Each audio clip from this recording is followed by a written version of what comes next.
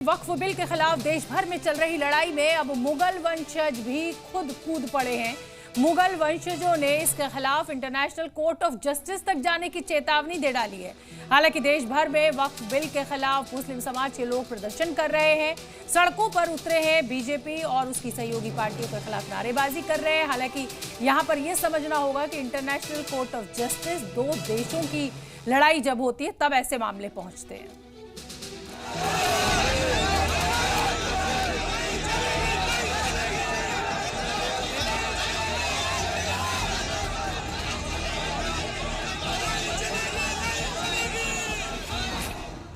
वक्फ bill के खिलाफ मुगल वंशज।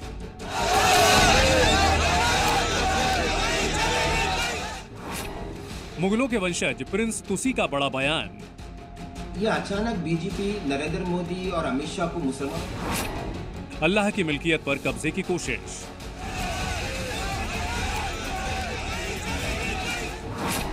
इंटरनेशनल कोर्ट ऑफ जस्टिस जाने की चेतावनी।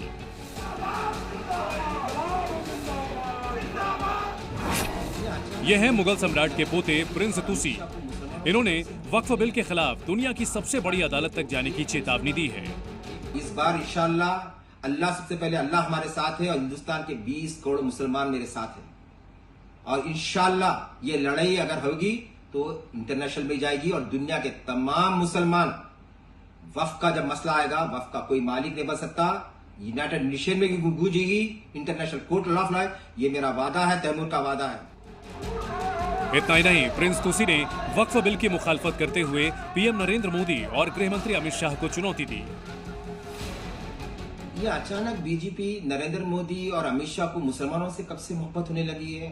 आपकी पार्टी में तो एक भी मुसलमान नहीं है, एक माइनॉरिटी मिनिस्टर थे, उसको भी आपने निकाल दिया।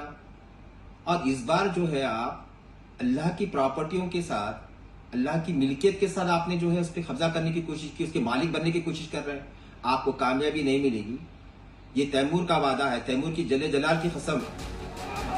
उधर झारखंड के जामताड़ा में मुस्लिम समाज के लोगों ने पूरे शहर में रैली निकाली और वक्फ बिल के खिलाफ नारेबाजी की। इस दौरान प्रधानमंत्री नरेंद्र मोदी, अमित शाह और नीतीश कुमार के विरोध में नारेबाजी की।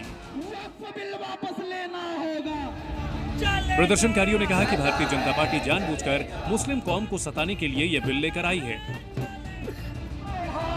रैली की अगुवाई कर रहे नेताओं ने कहा कि उन पर जबरन कानून थोपा जा रहा है और अपनी जमीन किसी भी हाल में नहीं देंगे।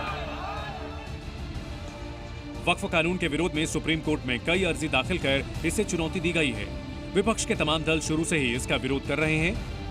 देश भर के मुसलमान वक्फ बिल के खिलाफ प्रदर्शन कर रहे हैं। सुप्रीम कोर्ट ने कहा है कि वो नए वक्फ कानून की संवैधानिकता को चुनौती देने वाली याचिकाओं पर सुनवाई पर विचार करेगा। बता दें कि वक्फ संशोधन बिल 2025 पर घंटों तक बहस के बाद लोकसभा में 2 अप्रैल और राज्यसभा में 3 अप्रैल को इसे पास कर दिया था। उसके बाद राष्ट्रपति द्रौपदी मुर्मू ने भी इस बिल को अपनी मंजूरी दे दी है। वक्फ संशोधन बिल 2025 कानून का रूप ले चुका है, साथ ही देश भर में प्रभावी हो गया है। लेकिन मुस्लिम समुदाय के लोग इस बिल के खिलाफ सड़कों पर उतरे हैं। ब्यूरो रिपोर्ट, जी मीडिया।